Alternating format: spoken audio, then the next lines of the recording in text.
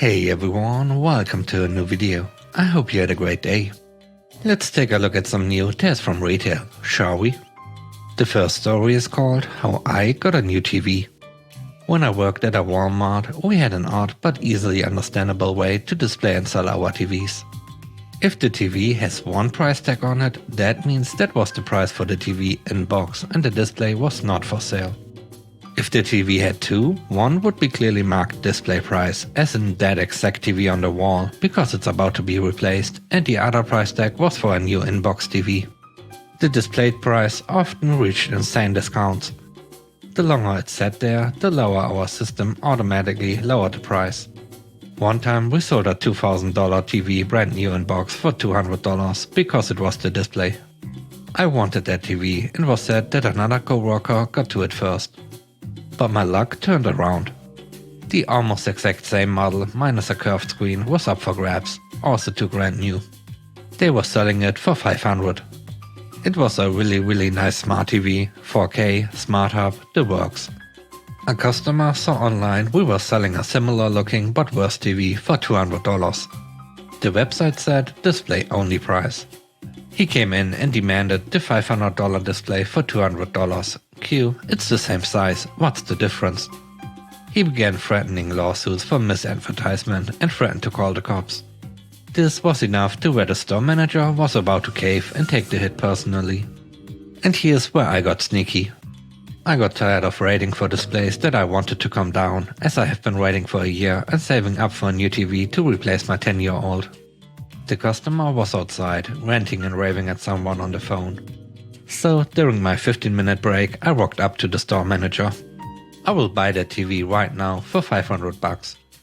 Are you sure? That customer is going to explode if he sees you with it.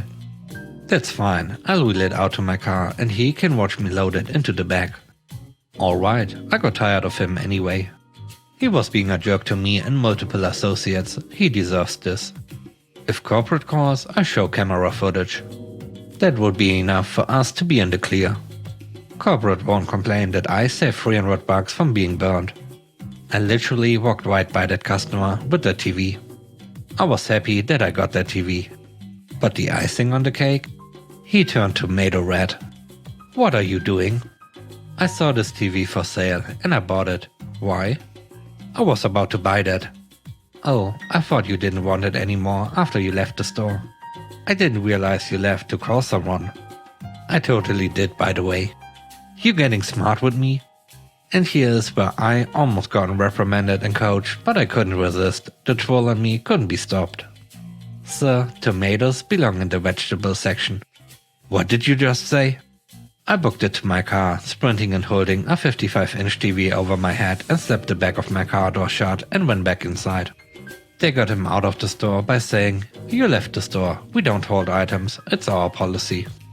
And to boot, corporate backed us up. I dodged the reprimand because the customer couldn't prove I made that comment at him. I got a new TV, made a customer explode, and I made my managers nearly die from laughing so hard. It was a good day. The next story is called 10K in damages over 10 cents. This happened a few years ago when I was working at a large upscale beauty supply. Our register was a bit old-fashioned, so we had to punch in some items by hand. Usually not a big deal, but definitely left some room for human error. One day a woman came in and my coworker pressed the wrong button and overcharged her by 10 cents. My coworker instantly realized what happened and refunded her the money and gave her a few full-size free samples. But upon hearing that her refund would take a few days to process, the woman flew into a fit. At this point, I, being the manager, came over and tried to smooth things over. I offered her 10 cents directly from the register. But she refused. She wanted the money in her account immediately. At this point, she was screaming loud enough so that the entire store pretty much stopped operating. Every customer in the store was focused on the drama. The customer wouldn't leave, wouldn't take a cash refund and only wanted a direct deposit of 10 cents in her account immediately. Then the lady starts screaming about how Chinese people are all thieves. I tell the lady I was born in Vietnam and she responds by telling me I came on a boat. At this point I see no possible peaceful resolution.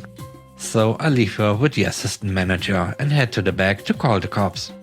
While I'm in the back, I hear a sudden crashing sound followed by guests. I run back out to the front and see the woman has knocked over an entire cosmetics display, breaking most of the products and damaging the display itself. And she was still screaming over 10 cents. She was dragged out of the store by the police and we ended up suing and winning for around 10k in damages.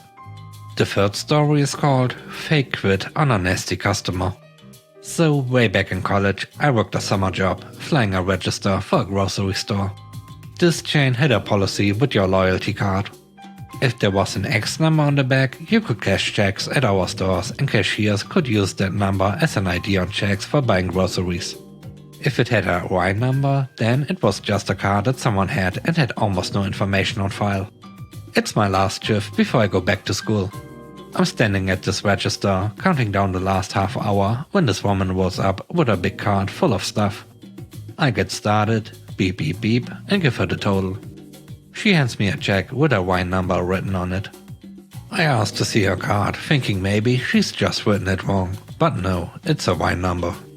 Ma'am, do you have your driver's license with you? No, I don't have it.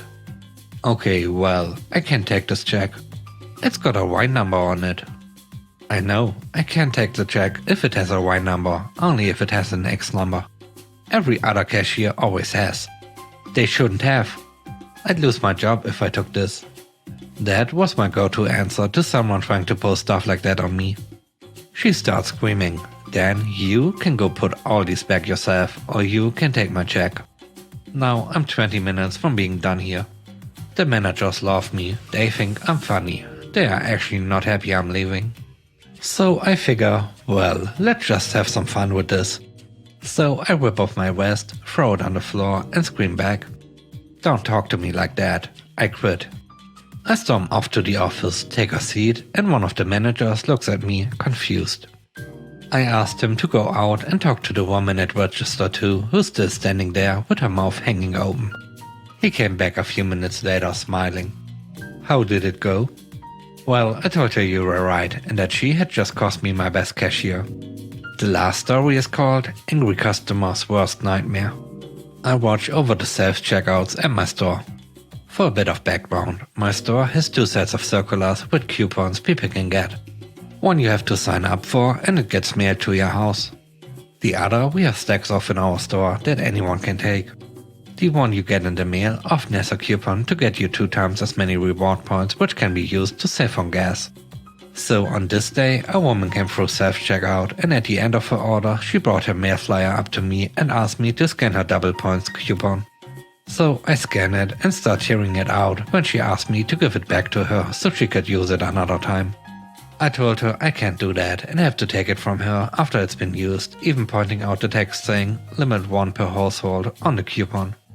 But she starts arguing with me, saying I can do it and that she does it all the time. I happen to see our store manager walking by, so I flag him down to come to help me out. As I expected, he tells her pretty much the exact same thing. The store manager asks me what seems to be the issue, and the lady tried to say I just asked him to, but he cut her off. Hold on, let me hear his side first, what's going on? She wants me to give her back her double points coupon after I already scanned it for her. It says limit 1 per household on it though. It does say limit 1 per household. He has to keep it and be accountable for all his coupons. But I do it all the time at other locations. They even hand them out at the registers. Well, they are not supposed to be doing that. Yeah, it's just company policy. We have to go by what the coupon says. She argues some more and the store manager says he'll go check the flyers we have stacked by the door to see if there's one in there she can have. We all know there won't be, but he'll check anyway. So at this point she's still with me while I'm trying to help people at self-checkout. You know, the whole reason I shop at the store is for the savings I get on gas. Okay. I mean really, I just spent $150 here. Okay. But honestly, after this, I don't think I'm going to shop here anymore. Okay. She looks at my name tag and says, no, don't just stand there and say okay. Okay. Can't you just give me my coupon back? They really let me do this all the time. No, sorry. I crumple up the coupon to hopefully make it more clear to her that it isn't going to happen. The store manager comes back, and of course there wasn't another coupon in the circulars by the door. He asks her to come to the service desk with him and they'll see if there's anything we can do. I thought that would be the last of it, but I work in retail, so of course it's not. About 10 minutes later, she comes back to me with one of the circulars from the door and shoves it in front of the screen I'm trying to do my job with. I just want you to know that all of these coupons in here say 1 per household too. Okay. Yeah, but I bet you just zap them all the time and let people keep them. Okay. You know what? Where's the boss? Call him over again. So I pick up the phone to call him, and as I'm talking to him, she just walks away. The store manager comes down a few seconds later asking where she is, and I shrug, telling him she walked away. I tell him the general direction she went and he goes to look for her. But he didn't find her. I heard from one of my coworkers that the next day a woman matching her descriptions came in asking cashiers at the registers if they had any double point coupons in their drawer. Thanks for watching the video. I hope you enjoyed it. If you did, please leave a like, comment and subscribe to the channel if you are new here. I hope you have a great day. Bye bye.